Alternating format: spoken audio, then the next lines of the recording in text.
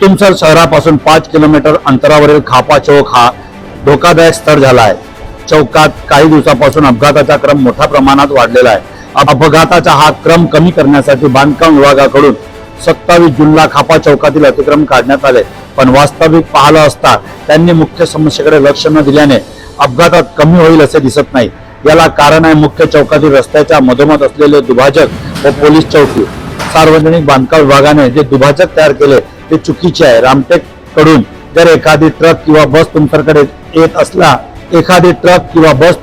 येत असली तर त्याला मोड घेता येत नाही, कारण दुभाजक खूप समोर आला व बाजू मोठा झाड आहे। तुम्ही पाहू शकता हा ट्रक व बसला मोड घ्यायला किती कसरत करावी लागत आहे।